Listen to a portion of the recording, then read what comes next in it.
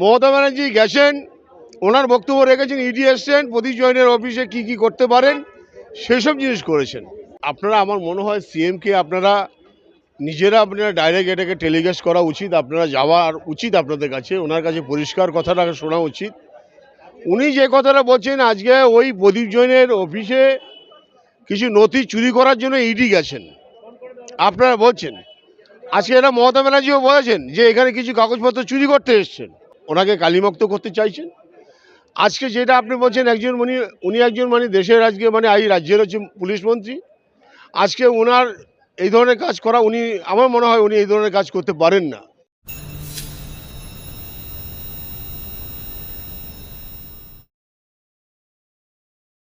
ইডির তল্লাশি চলাকালীন প্রতীক জৈনের বাড়ি এবং অফিসে সরাসরি মুখ্যমন্ত্রীর প্রবেশ এবং মুখ্যমন্ত্রীর ফাইল বুকে করে ইডির সামনে থেকে চলে আসে। দেখুন, এটা আমি গতকাল একটা আপনার সংবাদ আবির্ভাবকে আমি ডাইরেক্ট টেলিকাস্ট করেছি, আমি বলেছি আমার বক্তব্য, আমার মতামত জানিয়েছি। আজকে মমতা ব্যানার্জি হচ্ছে পশ্চিমবাংলার মুখ্যমন্ত্রী, পুলিশ মন্ত্রী, এটা আপনাদেরকে মাথায় রাখতে হবে। উনি ওখানে গেছেন, প্রদীপ জৈনের অফিসে গেছেন না কোনখান থেকে ফাইল বার করেছেন সেটা কিন্তু আজও কিন্তু ধোঁয়াশা, কেউ আপনারা জানেন না, কোনো মিডিয়াতেও দেখাচ্ছে না, শুধু মিডিয়াতে দেখাচ্ছেন মমতা ব্যানার্জির এরকম একটা বুকে একটা ফাইল ছিল, সবুজ ফাইল, ওনার বক্তব্য উনি বলেছেন ওখানে যাচ্ছেন পশ্চিমবাংলাকে গভর্নমেন্টকে কালিমুক্ত করার জন্য, কারণ ওখানে কিছু ভুয়া কাগজপত্র রাখতে চাইছেন ইডিকে দিয়ে। এটা মমতা ব্যানার্জির বক্তব্য, এটা টেলিকাস্ট হয়েছে, ডাইরেক্ট জানেন। কিন্তু মমতা ব্যানার্জি ওখানে, যদি আপনারা বলছেন, এটা মানুষ বলছেন, আজকে এটা কুচ্চা রটাচ্ছেন যে প্রদীপ জৈনের অফিসে গিয়ে তার ল্যাপটপ, হার্ড ডিস্ক এবং ফাইলপত্র সমস্ত সব নিয়ে এসছে। আমি ধরে নিলাম তর্ক দিলে আপনাদের নিয়ে এসে, সেখানে ইডি ছিলেন, সিবিআই লোক ছিলেন, ইডি লোক ছিলেন, তারা কেন তাকে আটকালেন না কেন? অর্থাৎ আমি ধরে নিচ্ছি এই জায়গাটায় মমতা ব্যানার্জি তার কোনো অন্য কোনো অফিস, প্রদীপ জৈনের পাশে কোনো অফিস থাকতেই পারে তার।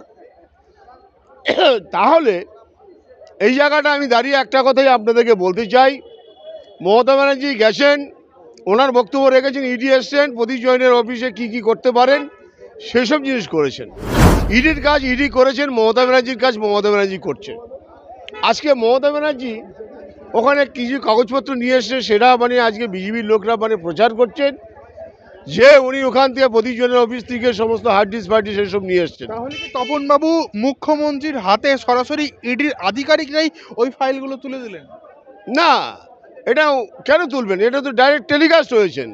এটা তো মমতা ব্যানার্জি তার কোনো পাশাপাশি কোনো অফিস আসেন বা কোনো কিছু থাকতে পারেন, সেখান থেকে তার কাগজপত্র নিয়ে এসছেন। বলছেন প্রতীক জৈনের অফিস, আইপ্যাকের অফিস থেকে এই ফাইল আনা হয়নি? না, আইপ্যাক থেকে যদি অফিস থেকে আনা হতো, একটাই কথা, তাহলে আপনি মমতা ব্যানার্জিকে কিন্তু ইডি আটকাতেন।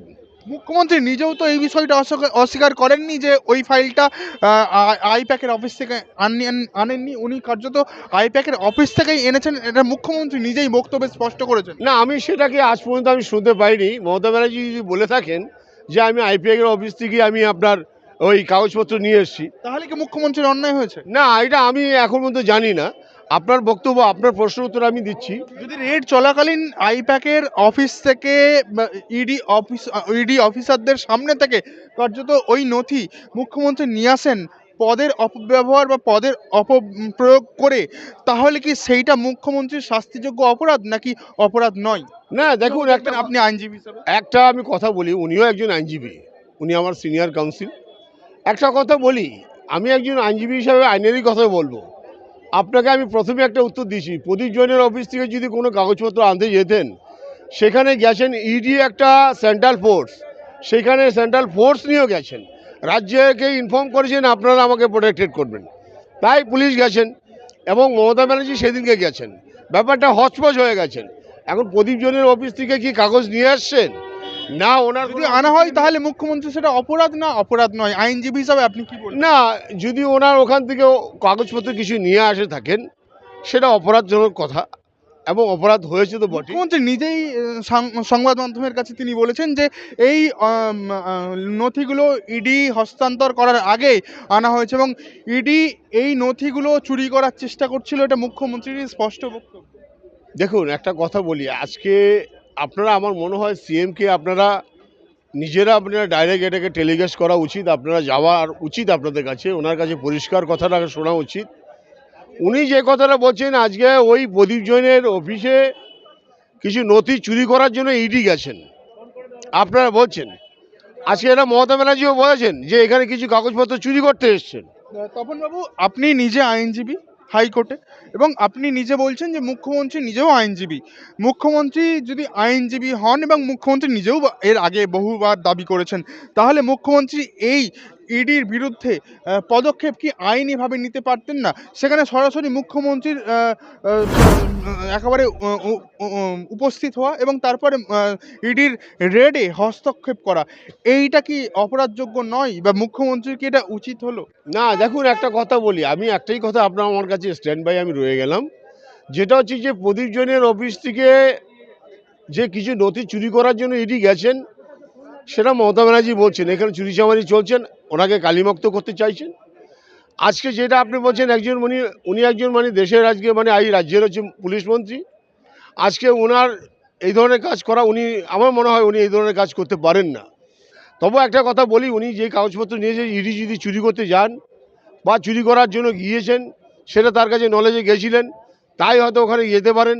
এক, দুই নম্বর কথা হচ্ছে যদি প্রদীপ জৈনের অফিস থেকে যদি তারা রেড করতে যেতেন, তাহলে ইডি কেন মমতা ব্যানার্জিকে বাধা দিলেন না?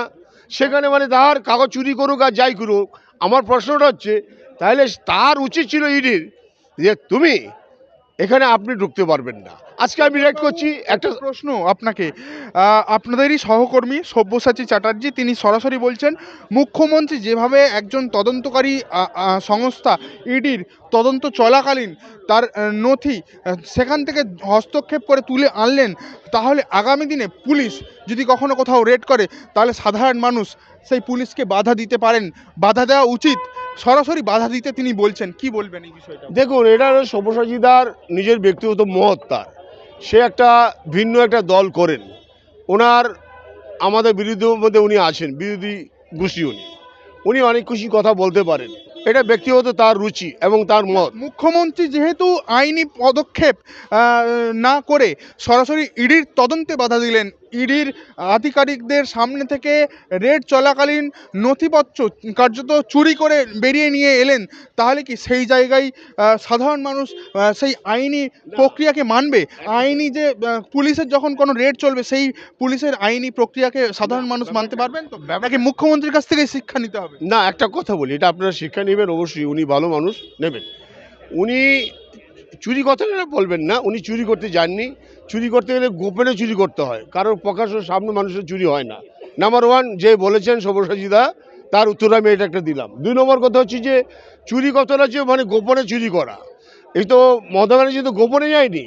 আজকে যদি প্রদীপ জৈনের অফিসে গিয়ে যদি কাগজ নথিপত্র যদি চুরি করতে যান কেউ, তাহলে মমতা ব্যানার্জি সেখানে বলছে তোমাদের এইসব সাহস কী করে হলো আমার অফিসে বা আমার জায়গায় তুমি চুরি করতে আসবে, বা এই ধরনের কিছু। আপনাদের প্রশ্নের উত্তর এটা। ইডি তদন্তের স্বার্থে নথি যাচাই করতে গিয়েছিল এবং তারপরে সেই নথি মধ্যে কোনো রকম গোলযোগ রয়েছে কিনা সেই যাচাই করতে গিয়েছিল, সেই জায়গায় ইডিকে সরাসরি আইনি প্রক্রিয়ায় না জড়িয়ে সরাসরি। আমার বক্তব্য যে কেন আজকে ইলেকশনের মুখেই আপনার এসআর হবেন, সিএ হবেন, এই সমস্ত কেন ইডি এরকম ধরে নিয়ে চলে যাবেন? কাউকে 15 মাস, কাউকে 2 বছর, কাউকে 2.5 বছর, 3 বছর জেলে রেখে তারা জামিনে যখন চলে আসেন, সমস্ত সব কিছু আজকে ধামাচাপা পড়ে যাচ্ছেন। সেটা সত্য কোনটা? আজকে ইডিকে দিয়ে কি মানুষ চাইছে সেন্ট্রাল যে পশ্চিমবাংলাটাকে দখল করার জন্য, মমতা ব্যানার্জিকে কালিমুক্ত করার জন্য? অ্যাকচুয়ালি ঘটনা হচ্ছে দেখুন, আজকে মমতা ব্যানার্জি উনি ডাইরেক্ট ওখানে গেছেন, বাপের বেটার মতন গেছেন, বাপের মেয়ের মতন গেছেন। উনি একদম দক্ষতা সাহসী হলো লোক, মহিলা, উনি গেছেন। এবং উনি যদি চুরি করতেন, বা চুরি কথাটা এটা আসবে না, উনি আনতে যদি যেতেন, তাহলে ইডি এখানে বাধা দিতেন। উনি বাধা দিলেন না কেন? আজ এখনো পর্যন্ত ইডি কোনো বিবৃতি দেয়নি। তবে এই নিয়ে যখন সোচ্চার হয়েছেন মমতা ব্যানার্জি, আমি বলছি হাইকোর্টে মামলা হচ্ছে, এই নিয়ে মামলা হচ্ছে। কেননা এই ধরনের বদনাম কেন করবেন? আজকে ইলেকশনের মুখেই তারা ইডি, সিবিআই এই সমস্ত লাগিয়ে দিবেন। এসআর হয়েছে, দেখুন এসআর অনেক জায়গায় হয়েছেন, উত্তরপ্রদেশ, মধ্যপ্রদেশ, বিহারে অনেক জায়গায় হয়েছেন। এত মানে লাফড়া হয়নি। জ্ঞানেশ্বরবাবু মানে আজকে ভারতবর্ষে মানে পশ্চিমবাংলায় এসেই উনি তাই ডাইরেক্ট উনি প্রকাশ করলেন যে 85%, 98% ভুয়া ভোটারের মানে আর বাকি ভুয়া ভোটার আছেন। এইখানে 85%, 98% ভোট আছেন। কিন্তু ঘটনা হচ্ছে উনি কি চাণক্য? উনি কি করে জানলেন যে এত ভুয়া ভোটার আছেন? উনি এখনও কোনো মানে এসআরের কোনো প্রক্রিয়া উনি চালু করলেন না, তার কোনো স্টার্টিং করলেন না।